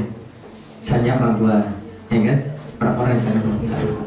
Jadi begini, kekuatan mindset ini, karena dia berbicara the power of mindset, jadi dia memang harus kitanya sendiri. Dari internal, powernya dari diri. Ketika orang tua kita lihat kita itu yakin, lama-lama dia juga akan ikut sebetulnya. Tapi biasa dites dulu, diuji dulu, dibantah, disampaikan begini. Tapi kita lepas itu ya ngikut, berarti kita belum kuat. Tapi kalau kita katakan tidak, insya Allah saya yakin bahwa bisnisnya akan sukses. Saya yakin. Coba bayangkan, ya di tahun 97 saat saya selesai itu, perusahaan yang namanya CPI itu menggaji sekitar 25 juta gitu. Kenapa saya nggak terima? Gitu kan sayang gitu sebetulnya peluangnya gitu. Ya, kenapa jual kelapa muda? Logikanya nggak nyambung gitu. Tapi saya tahu persis, saya ingin bangun fondasi yang nantinya bangunan yang berdiri ini sangat besar dan tinggi. Maka saya perlu fondasi yang kuat, itu saja. Maka saya harus lakukan sendiri. Kalau orang gali fondasi harus pegang cangkul, kayak dikerjain. Sampai A sampai Z harus diketahui. Saya ingin cerita sedikit. Ketika McDonald memberikan izin franchise di Indonesia, ada yang tahu siapa yang dapat pada saat itu? Salah satunya adalah Presiden Direktur Bang Panin. Ya, dari 100 orang yang mendaftar, diseleksi menjadi sekitar 20 orang. Dari 20 orang kemudian diseleksi menjadi sekitar 5 orang. Dan terakhir diuji mereka ketika mereka suruh menjadi pelayan di McDonald di Singapura. Saat itu sebar berita di Indonesia, seorang bankir, Presiden Direktur suatu bank swasta di Indonesia jatuh miskin menjadi pelayan di salah satu restoran di Singapura. Ya, ini sebelum dibuka di Indonesia ya, McDonald dulu. Ya. Saya lupa tahun persisnya Bu. Ya, nanti bisa disearching Bu tentang sejarah ini. Saya ingin cerita satu hal saja, poinnya. Yang terjadi ternyata McDonald memastikan bahwa yang menerima franchise ini adalah orang yang memang handal, yang siap bertarung, yang punya mindset bisnis owner yang kuat, dan siap untuk berada dari bawah. Dan dia lulus. Dan salah satu tantangan terakhirnya dia diminta apa? Disuruh mengundurkan diri menjadi presidir dari Bank Panin. Dan dia lakukan. Bagus. Belum pasti nih, ini kita melamar, belum tentu diterima. Suruh mengundurkan diri dari ini, itu kan luar biasa tuh. Berarti dia sudah membaca bahwa ini bisnis bagus, dan dia mau melamar, itu seperti itu. Ya. Jadi saya katakan ada orang yang keluar dari PNS. Ya, ini bidan Kartini namanya. Sekarang bikin, jadi ceritanya saya bersama istri saya berkunjung satu malam di tahun 2006. Ketika kami berkunjung ke sana, kemudian selepas sholat isya itu ngobrol dengan suaminya, saya dan istri dan dia dan suaminya, ya. Jadi saat itu saya membawa 2 buku. Pertama, Cash Flow Quadrant. Yang kedua, Cash Flow Quadrant. Ini 2 buku ini penting untuk mindset ya. Nanti kita akan bahas setelah ini. Saat itu saya diskusi banyak dan kemudian dia tertarik dengan buku itu dan dialog dan luar biasa. Dan setelah itu saya beberapa hari kemudian berangkat ke Malaysia berobat anak saya sakit. Sampai 2009 saya baru pulang lagi. Saya terkejut ketika tahu bahwa beliau sudah punya rumah sakit Anissa dan ada tiket. Saya tanya, gimana kejadiannya Bu? Waktu Bapak berkunjung itu merubah seluruhnya. Kunjungan Bapak hanya beberapa jam dan ngobrol itu merubah mindset saya. Mindset bisnis owner itu tugas berat saya adalah bagaimana meyakinkan. Ini tergantung penerimaan masing-masing memang. Ada yang sinyalnya tinggi ininya, ada yang mungkin nangkapnya ini, tergantung lagi. Kalau 100%, 95, 85% adalah karyawan atau nilainya tadi 15 itu mungkin dia ekstra menerimanya. Karena dia apa? Karena informasi yang masuk selama ini, selama 20-30 tahun dalam pikirannya adalah tidak seperti ini. Jadi agak susah. Makanya saya pahami itu. Tapi nanti akan ketemu ada orang-orang dari sekian banyak yang kemudian menangkap dengan cepat dan kemudian melakukannya dengan cepat, memulai dari nol, memulai dari bawah, dan memulai dari sekarang, dan dia langsung bergerak. Dan dia tidak bertanya dulu dari modalnya dari mana, tapi dia tahu bahwa dia harus memulainya. Jadi saya sarankan ini perlu dari inner capacity kita, dari kapasitas internal kita yang kuat. Jadi terus komunikasi tapi dengan cara yang baik. Apalagi orang tua kita ya, jangan dibantah. Betul Bu, betul ayah, gitu kan. Tetapi gitu. Ini insya Allah sangat menguntungkan. Saat ini belum terlihat. Pernah nggak lihat orang bangun rumah awal kali-kali nggak nampak bangunannya itu indah, nampaknya cuma tanah yang bertumpuk di sana-sana berserak. Tapi ketika sudah jadi bangunan itu bangunan indah sekali, padahal awalnya gali pondasi ya. Sekarang saya lagi gali pondasi ya. Itulah yang saya sampaikan tahun 1997 ketika saya tamat sarjana ekonomi akuntansi dengan gelar SIA saat itu, dan saya tidak menerima satupun perusahaan yang menawarkan ataupun kawan-kawan saya menawarkan masuk ke perusahaan. Ini barangkali tentang hal itu. Kemudian yang kedua tadi ya, tentang orang sebelah. Ini saya luar biasa, jadi panas juga nih kita ya. Ini sebelah sana sudah menguasai segala sesuatu ya. Saya ingin mengatakan apa kata Allah Subhanahu wa taala Al-Qur'an, "Kam min fi'atin qalilatin ghalabat fi'atan katsiran bi'iznillah." Betapa banyak jumlah yang sedikit mampu mengalahkan jumlah yang besar dengan izin Allah Subhanahu wa taala. Saya punya optimisme dan lihat hari ini ya, bahwa kita mempunyai kekuatan luar biasa. Mereka mungkin kaya dan sumber daya, tapi kita punya Sang Maha Penguasa yang menguasai seluruh alam semesta ini. Pertanyaannya, kalau kita tidak meyakini itu yang menjadi masalah. Kalau kita berhadapan mereka riba, kita gunakan riba, nggak akan menang kita. Dan itu dilarang. Dia tidak menggunakan cara mereka. Dalam ilmu bisnis itu dengan Blue Ocean Strategy. Blue Ocean Strategy artinya tidak masuk ke wilayah Red Ocean. Tidak menggunakan yang berdarah-darah. Berdarah-darah itu begini. Orang pakai itu, kita pakai cara yang sama. Itu berdarah-darah. Kita gunakan cara yang lain, cara yang berbeda yang mereka tidak sadari, dan kemudian mereka bisa dikalahkan. Salah satunya hari ini adalah keyakinan kita bahwa sesungguhnya yang Maha Kuasa yang memberikan itu Allah. Dan Allah menggelak balikkan situasi itu. Wa tilkal ayyam nudawiluha bainan nas. Allah pergilirkan di antara manusia itu. Kadang dia diberi kesempatan di atas, kadang diberi kesempatan ke bawah. Seperti putaran roda. Bagian roda yang atas satu ketika akan berada di bawah. Bagian roda yang di bawah satu ketika akan naik ke atas. Hari ini mereka merasa berada di puncaknya. Ingat, satu ketika mereka akan turun. Dan titik kulminasinya sudah dekat. Nah itu yang perlu diingat. Titik kulminasinya dekat. Pertanyaannya, siapa di antara kita yang hari ini berada di bawah punya keyakinan dengan mindset sebagai business owner, dia akan berada di puncak. Takbir. Yakin dengan hal ini? Entrepreneur? Saya bisa. Entrepreneur? Saya bisa. Semua bisa. Keyakinan keyakinan sekali lagi itu menjadi kata kunci. The magic of thinking big, ya. Berpikir dan berjiwa besar. Lahirnya orang-orang besar karena pikirannya, bukan karena badannya besar. Betul? Bukan. Tapi karena pikirannya yang besar, gagasannya, ide-idenya yang besar. Ya. Oleh karena itu kita harus yakini siapapun di antara kita punya peluang yang sama. Sasarannya apa? Mindset business owner itu ada dalam pikiran kita. Saya lanjutkan. Buku rujukannya pertama adalah Rich Dad Poor Dad karangan Robert Kiyosaki, The Conglomerate Mindset karangan Zidane, kemudian buku Cash Flow Quadrant. Ini mohon nanti pelan-pelan ya. Kalau ada grup nanti kita minta saya berikan beberapa informasinya. Siapa yang sudah pernah baca buku yang saya sebutkan tadi? Ada berapa orang? Baru sekitar 30% ya. Yang belum saya minta ya, ini perlu dilakukan untuk dibaca, dipahami dengan baik ya.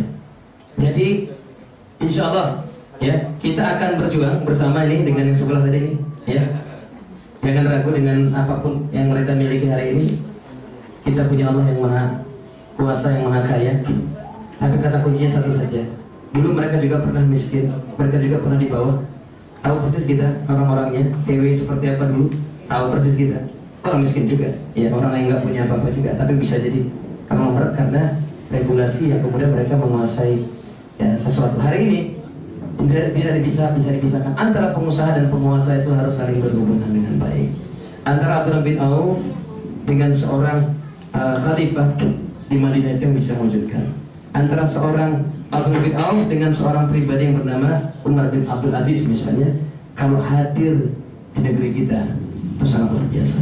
Seorang pengusaha dengan private sektornya mengangkat spirit of entrepreneurship, dan ada seorang penguasa ya yang menjadi pemimpin kita, yang mempunyai mindset ya business owner, dan dia kemudian mampu mengangkat zat itu nyambung. Saya sudah melihat ini titiknya sebentar, nggak lama lagi ya. Dan kita sedang bersiap untuk itu. Oleh karena itu mari bersama-sama untuk melawan ini. Jangan sedikit pun terpengaruh dengan fasilitas mereka, dengan riba yang mereka, nggak usah tergoda dengan itu. Ya, saya bertemu dengan pengusaha dari Duri, luar biasa. Sekarang omsetnya 12 miliar. Pada awalnya itu dia punya hutang banyak sekali. Saya tahu pas dia bangkit sekarang, dan dia mempunyai komitmen, saya akan berinfak dengan nilai 1 miliar untuk pemenangan dakwah Islam katanya. Dan saya harapkan di depan dari omset yang ada ini, secara bertahap dia buktikan. Setiap bulan rata-rata dia sudah menyumbang sekitar 50 juta, 30 sampai 50 juta yang di belakang. Saat ini dia punya momen target sampai 1 miliar. Maka saya tanyakan, kenapa dilakukan seperti itu? Karena saya sudah merasakan setiap saya memberi maka terjadi peningkatan omset. Ini penting.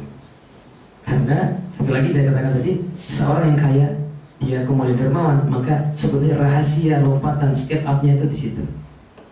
Ya. Kenapa Utsman bin Affan kaya dan terus kaya walaupun dia berinfak begitu banyak? Masih tahu cerita sumurnya yang dibeli dari Yahudi, yang hari ini sangat luar biasa ya. Hanya membeli satu sumur yang pada saat itu nggak mau dijual oleh Yahudi, karena itu sumber ekonomi dia. Tapi dia nggak kalah negosiasi, setengahnya saja katanya. Maksudnya setengah gimana? Setengah hari ini kau yang jualan, besok aku yang jualan, menjual airnya sumur itu. Oh boleh juga tuh, tapi harganya tetap segitu ya, maksudnya harga penuh gitu. Oh iya, nggak ada masalah kata Utsman bin Affan. Selesai bayar. Nah, kemudian pada hari pertama itu ya, yang jual orang Yahudi itu ada yang datang, bilang jangan beli, nanti hari kedua. Pas hari kedua yuk beli, ternyata dia nggak jualan, dia berniaga. Ya ayyuhalladzina amanu hal adullukum ala tijaratin tunjikum min adzabin alim. Utsman meyakini tentang ayat ini. Maukah aku menunjukkan perniagaan yang akan menyelamatkan engkau di asap yang pedih? Dia berniaga dengan Allah, bertransaksi dengan Allah, gratis semua. Jadi semua kaum muslimin gratis ngambil air yang harganya sangat mahal ketika musim kemarau. Wah, diambil.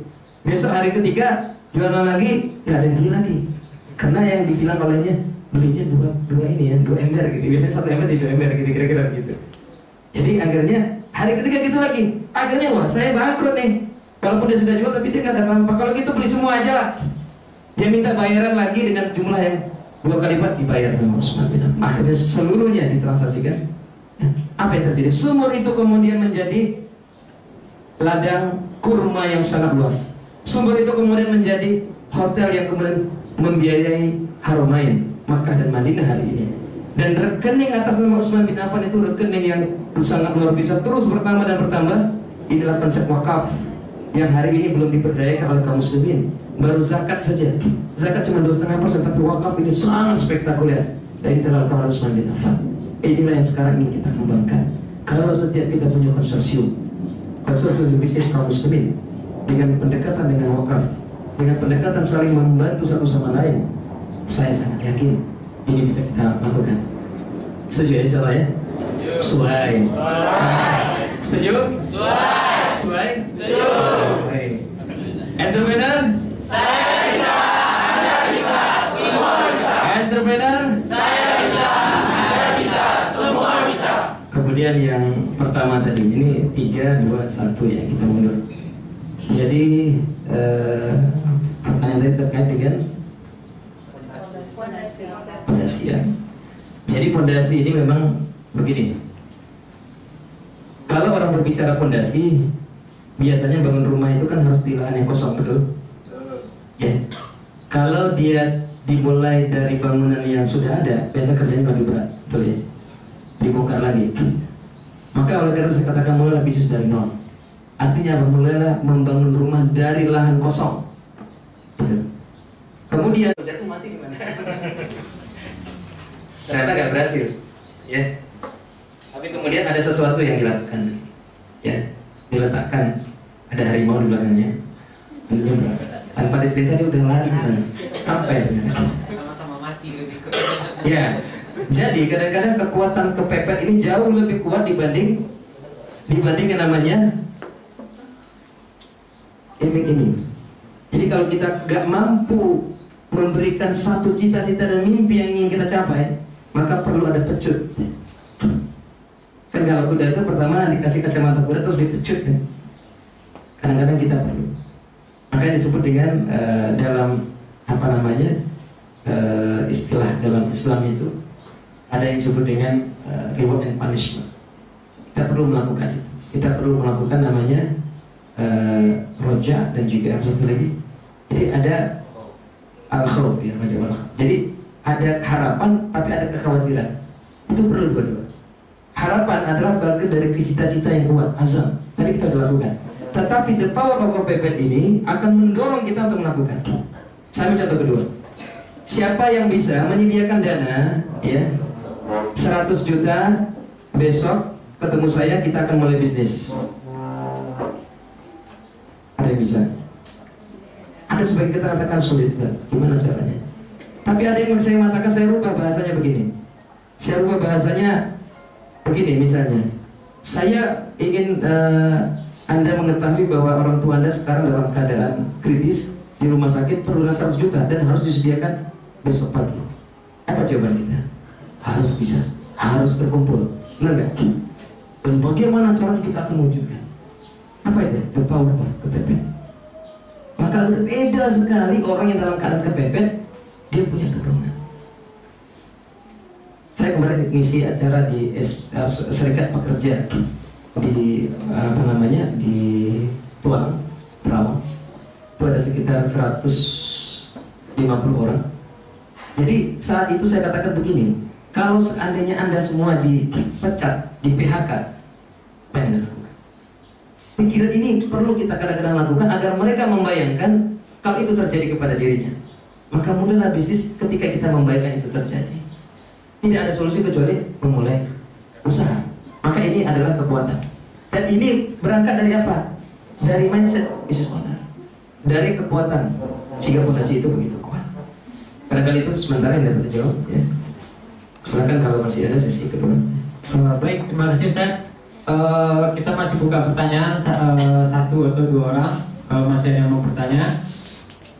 Oke, tidak ada. Kalau tidak ada, yang dari yang 3 orang tadi, kita minta 1 orang yang bisa memberikan kesimpulan apa materi kita pada hari ini. Siapa yang bisa memberikan kesimpulan terbaik, nanti dapat hadiah bingkisan dari Annapurna Tour and Travel. Ya, Ibu tadi nanya. Yang bertiga, yang nanya. Bapak bisa? Silakan Pak. Maju Pak.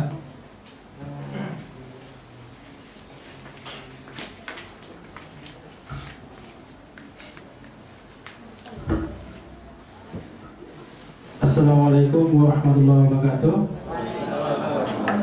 Kesimpulan yang saya dapat pada kesempatan kali ini, yang pertama intinya kita mindset kita harus tepat dulu, tidak tergantung apakah modal kita ada, karena kita punya Allah Subhanahu Wa Taala. Maka apa yang terpikir pada saat ini kita mulai, dan apa yang akan kita tuju ke depan, intinya kita memulai dari mindset kita. Dari manakah modalnya itu tidak usah dipikirkan. Kemudian kita pikirkan dulu, lalu kita mulai dari dasar apa yang kita punya, dan kita mulai tanpa menunda-nunda. Itu saja yang saya sampaikan. Assalamualaikum warahmatullahi wabarakatuh.